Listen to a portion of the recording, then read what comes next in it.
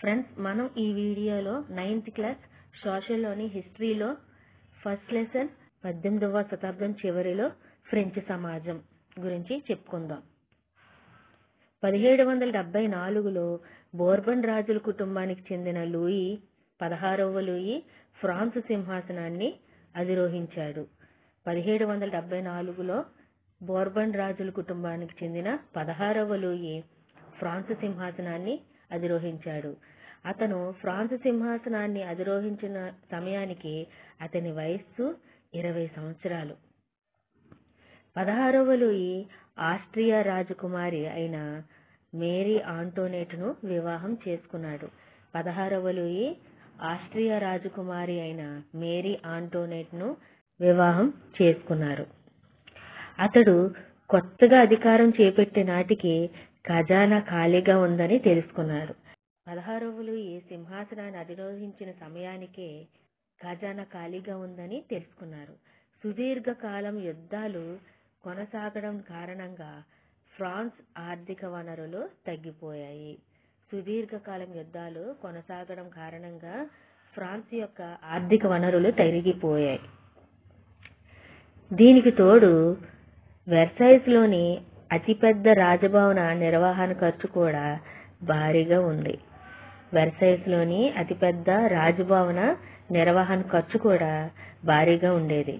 16వ Louis పాలనలోని France తన ఉమ్మడి శత్రువు అయిన బ్రిటన్ నుంచి అమెరికాలోని 13 వలస ప్రాంతాలు స్వాతంత్రం పొందటంలో సహాయం చేసింది. 16వ లూయి పాలనలోని ఫ్రాన్స్ తన ఉమ్మడి శత్రువైన బ్రిటన్ నుంచి అమెరికాలోని 13 వలస ప్రాంతాలు స్వాతంత్రం పొందటంలో సహాయం చేసింది. ఇప్పటికే ఉన్న 2 బిలియన్ లివర్స్ రుణానికి యుద్ధం వలన మరో బిలియన్ లివర్ రుణాన్ని జోడించింది. అప్పటికే 2 బిలియన్ లివర్స్ రుణానికి యుద్ధం మరో బిలియన్ లివర్స్ రుణాన్ని జోడించింది. అంటే అతను సింహాసనాన్ని అధిష్ఠించిన సమయానికి 2 బిలియన్ లివర్స్ అప్పు ఉంది. యుద్ధం వలన మరో బిలియన్ లివర్ రుణానికి జోడించింది. ప్రభుత్వానికి అప్పు ఇచ్చిన రుణదాతలు రుణాలపై 10% వడ్డీని వసూలు చేసేవారు. ప్రభుత్వానికి అప్పు ఇచ్చిన రుణదాతలు రుణాలపై 10% వడ్డీని వసూలు చేయడం ప్రారంభించారు. కాబట్టి ఫ్రెంచ్ ప్రభుత్వం తన బడ్జెట్లో అధిక శాతం వడ్డీ చెల్లింపులకే ఖర్చు చేయవలసి వచ్చింది. ఫ్రెంచ్ ప్రభుత్వం తన బడ్జెట్లో ఉన్న అధిక శాతం వడ్డీ చెల్లింపులకే ఖర్చు చేయవలసి వచ్చేది. సైన్య నిర్వహణ, న్యాయ వ్యవస్థ, ప్రభుత్వ కార్యాలయాలు, విశ్వవిద్యాలయాలు వంటి వాటికి అయ్యే ఖర్చుల కోసం ప్రభుత్వానికి పన్నులు పెంచక తప్పేది కాదు. సైన్య నిర్వహణ, న్యాయ వ్యవస్థ, ప్రభుత్వ కార్యాలయాలు, విశ్వవిద్యాలయాలు వంటి వాటికి అయ్యే ఖర్చుల కోసం ప్రభుత్వానికి పన్నులు పెంచక తప్పేది కాదు.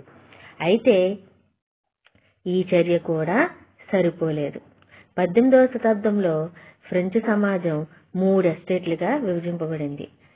18వ శతాబ్దంలో ఫ్రెంచ్ సమాజం 3 ఎస్టేట్లుగా విభజింపబడింది. 3వ ఎస్టేట్ ప్రజలు మాత్రమే పన్నులు చెల్లించేవారు. 3వ ఎస్టేట్ ప్రజలు మాత్రమే పన్నులు చెల్లించేవారు. అంటే ఫస్ట్ ఎస్టేట్ కానీ సెకండ్ ఎస్టేట్ కానీ పన్నులు చెల్లించేవారు కాదు. 3వ ఎస్టేట్ ప్రజలు మాత్రమే పన్నులు చెల్లించేవారు. అంటే ఇప్పుడు ఆ 3 ఎస్టేట్లు ఎవరెవరో మనం తెలుసుకుందాం. ఫస్ట్ ఎస్టేట్ ఎవరంటే మతాధిపతులు. First estate మతాధిపతులు. 2వ ఎస్టేట్ కులీన వర్గం వారు. ఫస్ట్ ఎస్టేట్ మతాధిపతులైతే 2వ ఎస్టేట్ కులీన వర్గం వారు. 3వ ఎస్టేట్ సంబంధించిన వారు పెద్ద వ్యాపారవేత్తలు, వ్యాపారస్తులు, న్యాయస్థాన అధికారులు, న్యాయవాదులు, రైతులు, చేతి వృత్తి కళాకారులు, అలాగే చిన్న రైతులు, భూమి లేని కూలీలు. వీళ్ళందరూ 3వ ఎస్టేట్ కి సంబంధించిన వారు. ఫస్ట్ ఎస్టేట్ మతాధిపతులైతే 2వ ఎస్టేట్ కులీన వర్గం వారు. 3వ ఎస్టేట్ పెద్ద వ్యాపారవేత్తలు, వ్యాపారస్తులు, న్యాయస్థాన అధికారులు, న్యాయవాదులు, రైతులు, చేతి వృత్తి కళాకారులు, చిన్న రైతులు, భూమి లేని కూలీలు, సేవకులు. వీళ్ళందరూ 3వ ఎస్టేట్ కి సంబంధించి ఉన్నవారు. 3వ ఎస్టేట్ ప్రజలు మాత్రమే పన్నులు చెల్లించేవారు ప్రభుత్వానికి. మూడవ ఎస్టేట్ ప్రజలు మాత్రమే పన్నులు ప్రభుత్వానికి చెల్లించేవారు. మధ్యయుగం నుంచి కొనసాగుతూ వస్తున్న ఫ్యూడల్ వ్యవస్థలో భాగంగా ఈ ఎస్టేట్ల సమాజం ఏర్పడింది. మధ్యయుగం నుంచి కొనసాగుతూ వస్తున్న ఫ్యూడల్ వ్యవస్థలో భాగంగా ఈ ఎస్టేట్ల సమాజం ఏర్పడింది. పాతపాలన విధానం అనే పదాన్ని సాధారణంగా 1789కు ముందు ఫ్రాన్స్ సమాజం సంస్థలను వివరించడానికి ఉపయోగిస్తారు. 1789కు ముందు ఫ్రాన్స్ సమాజం సంస్థలను వివరించడానికి పాతపాలన విధానం అనే పదాన్ని ఉపయోగించేవారు. సంస్థలను వివరించడానికి ఏ విధానాన్ని 1789కు ముందు వివరించారంటే పాతపాలన విధానం.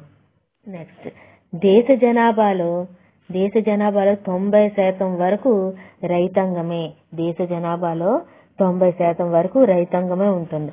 అయితే వాళ్ళల్లో చాలా కొద్ది మంది మాత్రమే సాగు చేస్తున్న భూమికి యజమానులుగా ఉండేవారు. దేశ జనాభాలో 90% వరకు రైతాంగం ఉంటే అందులో కొంతమంది మాత్రమే సాగు చేస్తున్న భూమికి యజమానులుగా ఉండేవారు. సుమారు 60% మాత్రం భూమికి కూలీలు. నెక్స్ట్, చర్చ్ మూడవ ఎస్టేట్లోని సంపన్నుల అధికారంలో ఉండేది. చర్చ్ మాత్రం మూడవ ఎస్టేట్లోని సంపన్నుల అధీనంలో ఉండేది. అంటే వ్యాపారస్తులు, వ్యాపారవేత్తలు, న్యాయవాదులు వీళ్ళు కూడా మూడవ ఎస్టేట్కే సంబంధించిన వారు. వీళ్ళ అధీనంలో చర్చ్ మాత్రం ఉండేది. మొదటి 2 ఎస్టేట్ల సభ్యులు అంటే మతాధిపతులు, కులీన వర్గం వాళ్ళు పుట్టుకతోనే కొన్ని ప్రత్యేక హక్కులను కలిగి ఉండేవారు. మొదటి ఎస్టేట్ అయిన మతాధిపతులు గాని, రెండవ ఎస్టేట్ అయిన కులీన వర్గాల వారు గాని పుట్టుకతోనే ప్రత్యేక హక్కులను కలిగి ఉండేవారు. అంటే రాజ్యానికి పన్ను చెల్లించకుండా మినహాయింపు పొందడం. అంటే మొదటి ఎస్టేట్ గాని, రెండవ ఎస్టేట్ గాని రాజ్యానికి పన్ను చెల్లించేవారు కాదు. మూడవ ఎస్టేట్ మాత్రమే రాజ్యానికి పన్ను చెల్లించేవారు. కులీన వర్గాలకు మరికొన్ని ఫ్యూడల్ హక్కులు కూడా ఉండేవి. అంటే సెకండ్ ఎస్టేట్ అయిన కులీన వర్గం వారికి కూడా ఇంకా కొన్ని ఫ్యూడల్ హక్కులు ఉండేవి. దీంట్లో రైతాంగం నుంచి వసూలు చేసే ఫ్యూడల్ పన్నులు, రైతులు ప్రభువుకు సేవలు అందించడం, అతని ఇంటిలోని పొలంలోని పని చేయించడంలో, సైన్యంలో పనిచేయడం, నిర్మించడం, పాల్గొనడం వంటి పనులు ఉండేవి. నెక్స్ట్, చర్చి కూడా రైతాంగం నుంచి తన వాటాగా టైద్ అనే పన్నులను వసూలు చేసేవారు. చర్చ్ ఎవరి అధీనంలో ఉండేది? మూడవ ఎస్టేట్ల సంపన్నుల అధీనంలో ఉండేది. ఈ సంపన్నులు అంటే మూడవ ఎస్టేట్లో సంపన్నులు రైతాంగం నుంచి, చర్చి కూడా రైతాంగం నుంచి తన వాటాగా టైద్ అనే పన్నులను వసూలు చేసేవారు. చివరకు మూడవ ఎస్టేట్ ప్రజలందరూ ప్రభుత్వానికి పన్నులు చెల్లించాలి. ఫస్ట్ ఎస్టేట్, సెకండ్ ఎస్టేట్ పన్నులు చెల్లించు వాళ్ళకి ప్రత్యేక ఫ్యూడల్ హక్కులు ఉండేవి. కానీ మూడవ ఎస్టేట్ ప్రజలకు మాత్రం ప్రభుత్వానికి ఖచ్చితంగా పన్నులు చెల్లించాలి. వీటిలో టెయిలే అనే ప్రత్యక్ష పన్ను నిత్యావసర వస్తువులైన ఉప్పు, పొగాకు వంటి వాటిపై విధించేవారు. ఉప్పు, పొగాకు వంటి వాటిపై ప్రత్యక్ష పన్ను ఏంటంటే టెయిలే అనే ప్రత్యక్ష పన్ను నిత్యావసర వస్తువులైన ఉప్పు, పొగాకు వంటి వాటిపై విధించేవారు. అంటే ప్రభుత్వ నిర్వహణకు అయ్యే ఖర్చును మూడో ఎస్టేట్ ప్రజలు భరించాల్సి వచ్చేది. ప్రభుత్వ నిర్వహణకు అయ్యే ఖర్చుని మూడవ ఎస్టేట్ ప్రజలు మాత్రం భరించవలసి వచ్చేది.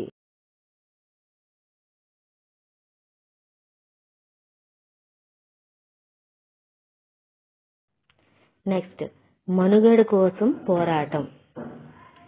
1715లో 23 మిలియన్లున్న ఫ్రాన్స్ జనాభా 1789 నాటికి 28 మిలియన్లకు పెరిగింది. 1715లో 23 మిలియన్లు ఫ్రాన్స్ జనాభా ఉంటే 89 నాటికి 5 రెట్లు పెరిగింది. అంటే 28 మిలియన్లకు పెరిగింది. దీనివల్ల ఆహార ధాన్యాల డిమాండ్కి తగ్గట్టు ధాన్యం మాత్రం ఉత్పత్తి పెరగలేదు. జనాభా పెరుగుతూ ఉండడం వల్ల ధాన్యాల యొక్క డిమాండ్ కూడా వేగంగా పెరిగింది. డిమాండ్ తగ్గట్టుగా ధాన్యం ఉత్పత్తి మాత్రం పెరగలేదు. అధిక సంఖ్యాకుల ఆహారమైన రొట్టె ధరలు మాత్రం బాగా పెరిగాయి. అధిక సంఖ్యాకుల ఆహారమైన రొట్టె ధరలు బాగా పెరిగాయి. చాలా మంది కార్మికులు ఫ్యాక్టరీలలో పనిచేసేవారు. వేతనాలు యజమాని నిర్ధారించేవాడు. కానీ ధరల పెరుగుదలకు అనుగుణంగా వేతనాలు మాత్రం ఉండేవి కావు. దీని వలన పేదలు ధనికుల మధ్య అంతరం పెరిగింది. కరువు కాటకాల వలన పంట తగ్గినప్పుడైన పరిస్థితులు అధ్వానమయ్యాయి. ఇది జీవనాధార సంక్షోభానికి దారితీసింది.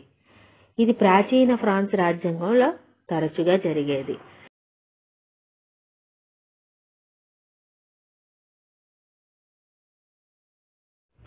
జీవనాధార సంక్షోభంలో క్రమం. పెరుగుతున్న మధ్యతరగతి ప్రత్యేక హక్కులకు చరమగీతం. మధ్యతరగతి యొక్క ప్రత్యేక హక్కులకు చరమగీతం. పెరుగుతున్న పన్నులు, ఆహార కొరతకు వ్యతిరేకంగా గతంలో రైతాంగం, కార్మికులు తిరుగుబాటులో పాల్గొన్నారు. పెరుగుతున్న పన్నులు, ఆహార కొరతకు వ్యతిరేకంగా గతంలో రైతాంగం, కార్మికులు తిరుగుబాటులో పాల్గొన్నారు.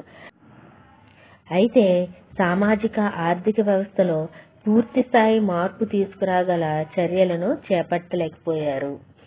మూడవ ఎస్టేట్లోని కొంతమంది సంపన్నులు, కొత్త ఆలోచనలు కలిగిన విద్యావంతులు ఈ బాధ్యత వహించారు. మూడవ ఎస్టేట్లోని సంపన్నులు అంటే వ్యాపారస్తులు, విద్యావేత్తలు, న్యాయవాదులు వీళ్ళందరూ విద్యావంతులైన ఈ బాధ్యతను కొత్త ఆలోచన కలిగిన విద్యావంతులు ఈ బాధ్యత వహించారు. 18వ శతాబ్దంలో మధ్యతరగతి వ్యవహరించబడే సామాజిక వర్గాలు ఏర్పడ్డాయి. 18వ శతాబ్దంలో మధ్యతరగతిగా వ్యవహరించబడే సామాజిక వర్గాలు ఏర్పడ్డాయి. పెరుగుతున్న విదేశీ వాణిజ్యం పెరగడం, ఉన్ని, పట్టు వస్త్రాల తయారీ వంటి ద్వారా వీళ్ళు సంపన్నులయ్యారు. ఈ వస్తువులను ఎగుమతి చేసేవారు లేదా వీటిని ఉన్నత వర్గాల వారు కొనేవారు. మూడవ ఎస్టేట్లో వ్యాపారస్తులు, వస్తు ఉత్పత్తిదారులతో పాటు కాకుండా న్యాయవాదుల, పాలన నిర్వహణ అధికారులు, వృత్తి నిపుణులు కూడా ఉండేవాళ్ళు. మూడవ ఎస్టేట్లో వ్యాపారస్తులు, వస్తు ఉత్పత్తిదారులతో పాటు కాకుండా న్యాయవాదులు, పాలన నిర్వహణాధికారులు, వీళ్ళందరూ విద్యావంతులు. సమాజంలో ఏ సమూహం పుట్టుకతో లేదా హక్కులు కలిగి ఉండవ అంటే మూడవ ఎస్టేట్ ప్రజలు మాత్రం కొంతమంది విద్యావంతులు ఏ సమూహం పుట్టుకతో ప్రత్యేక హక్కులను కలిగి ఉండరని వీళ్ళు నమ్మేవారు. ఒక వ్యక్తి ప్రతిభను బట్టి అతని ప్రతిభను బట్టి మాత్రమే అతని హోదా నిర్ణయింపబడాలి గాని అతను పుట్టుకతో హక్కులు మాత్రం కలిగి ఉండరని నమ్మేవారు. John Locke, Jean Jacques Rousseau వంటి తత్వవేత్తలు ప్రతిపాదించిన అందరికీ స్వాతంత్రం, సమన్యాయం, సమాన అవకాశాలు ఉండే సమాజం ఏర్పడాలనే ఆలోచనలు ముందుకు తెచ్చారు. జాన్ లాక్వాస్, జీన్ జాక్వెస్ రూసో వంటి తత్వవేత్తలు ప్రతిపాదించింది ఏంటంటే అందరికీ స్వాతంత్రం, సమన్యాయం, సమాన అవకాశాలు ఉండే సమాజం ఏర్పడాలని ఆలోచనలు ముందుకు తెచ్చారు. జాన్ లాక్ రాచరికం దైవదత్తమని, రాజే సర్వస్వం అనే సిద్ధాంతాన్ని తన 2 ట్రిటైజెస్ ఆఫ్ గవర్నమెంట్ అన్న వ్యాసంలో ఖండించాడు. ఏమని ఖండించాడంటే రాచరికం దైవదత్తమని, రాజే సర్వస్వం అనే సిద్ధాంతాన్ని 2 ట్రిటైజెస్ ఆఫ్ గవర్నమెంట్ అనే వ్యాసంలో ఖండించారు జాన్ లాక్. నెక్స్ట్ రూసో ఈ భావనను మరింత ముందుకు తీసుకెళ్తూ ప్రజలు వారి ప్రతినిధుల మధ్య సామాజిక ఒప్పందంపై ఏర్పడిన సమాజాన్ని ప్రతిపాదించాడు. జాన్ లాక్ ప్రతిపాదించిన రాచరికం దైవతత్వమని, రాజే సర్వస్వం అనే రూసో ఈ భావనను మరింత ముందుకు తీసుకెళ్తూ ప్రజలు వారి ప్రతినిధుల మధ్య సామాజిక ఒప్పందంపై ఏర్పడిన సమాజాన్ని ప్రతిపాదించాడు. మాంటెస్కు తన స్పిరిట్ ఆఫ్ లాస్ అనే గ్రంథంలో ప్రభుత్వంలో శాసన, కార్యనిర్వాహక, న్యాయ విభాగాల మధ్య అధికార విభజనను ప్రతిపాదించారు. మాంటెస్క్యూ తన స్పిరిట్ ఆఫ్ లాస్ అనే గ్రంథంలో ప్రభుత్వంలో శాసన, కార్యనిర్వాహక, న్యాయ విభాగాల మధ్య అధికార విభజనను ప్రతిపాదించాడు. ఈ రకమైన ప్రభుత్వ విధానాన్ని బ్రిటన్ నుంచి స్వాతంత్రం పొందిన 13 రాష్ట్రాలు అమలుపరిచాయి. అమెరికా రాజ్యాంగం కల్పించిన వ్యక్తిగత హక్కులకు హామీ ఇవ్వడం ఫ్రాన్సులోని రాజకీయ మేధావులకు ఆదర్శంగా నిలిచింది. అమెరికా రాజ్యాంగం కల్పించిన వ్యక్తిగత హక్కులకు హామీ ఇవ్వడం అనేది ఫ్రాన్సులోని రాజకీయ మేధావులకు ఆదర్శంగా నిలిచింది. సెలూన్లు, కాఫీ దుకాణాల్లో ఈ తత్వవేత్తల ఆలోచనలు, అభిప్రాయాలపై తీవ్రంగా చర్చించేవారు. సెలూన్లు, కాఫీ దుకాణాల్లో ఈ తత్వవేత్తల ఆలోచనలు, వాళ్ళ యొక్క అభిప్రాయాలు తీవ్రంగా చర్చించేవారు. పుస్తకాలు, వార్తాపత్రికల ద్వారా ఈ అభిప్రాయాలను విస్తృతంగా ప్రచారం చేసేవారు.